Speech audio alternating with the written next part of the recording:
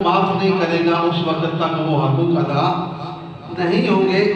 نبی پاک صلی اللہ علیہ وآلہ وسلم کی بارگاہ میں ایک جو ہے وہ جنازہ لایا جنازہ آیا۔ حضرت سیدنا سلمہ بن عقو رضی اللہ تعالیٰ عنہ فرماتے ہیں کہ حضور کی بارگاہ میں ایک جنازہ لایا یا رسول اللہ اس غلام کا جنازہ پڑھائیں۔ حضور نے فرمایا اس پر کوئی قرضہ تو نہیں ہے؟ جی یا رسول اللہ نہیں ہے۔ اس نے کوئی ترکہ تو نہیں چھوڑا؟ فرمایا کوئی نہیں چھوڑا۔ حضور نے اس کا جنازہ پڑھا دیا تو حضرت سیدنا سلمہ بن عقو رضی اللہ عنہ فرماتے ہیں کہ پھر دوسرا جنازہ میرے سامنے ہی آ گیا تو نبی پاک صلی اللہ علیہ وسلم نے پھر فرمایا اس کا قرض تو نہیں ہے، اس نے کسی کا کوئی دینا تو نہیں ہے؟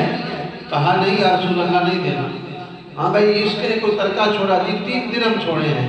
فرمایا کہ یہ آگ کے انگارے ہیں، یہ آگ کے انگارے ہیں، جو بھی یعنی یہ نام بے انصافی سے ان کو آگے پیچھے کرے گا اس کے لیے آگ کے انگارے ہیں۔ تو اس کے بعد تیسرا جنازہ جو ہے وہ آیا تو جب جنازہ آیا جنازہ کا حکم ہوا کہ یا رسول اللہ پڑھائیں تو نبی پاک صلی اللہ علیہ وسلم نے فرمایا کہ اس نے کسی کا قرض تو نہیں کر یعنی مقروض تو نہیں ہے؟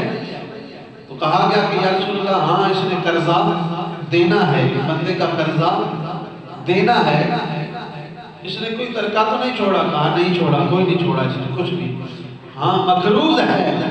تو نبی پاک صلی اللہ علیہ وسلم نے فرمایا جاؤ اس کا جنازہ میں نہیں پڑھوں گا، خود پڑھ لوں، اس کا جنازہ میں نہیں پڑھانا، خود پڑھا دوں۔ اب حضرت قتادہ حضور کے صحابی ہیں رضی اللہ تعالیٰ عنہ کھڑے ہوئے، کہا یا رسول اللہ اس غلام کا قرضہ میں قتادہ ادا کرتا ہوں، اس کا قرضہ میں ادا کرتا ہوں۔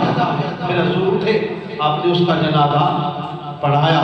تو یہاں بھی یہ پتہ چل رہا ہے کہ حقوق العباد جو ہیں ہمارے معاشرے کے معاملات، ہمارے رہن سہن، لوگوں کے ساتھ تعلقات، یہ بھی صحیح اسلام کے طریقے کے مطابق ہونے چاہیے۔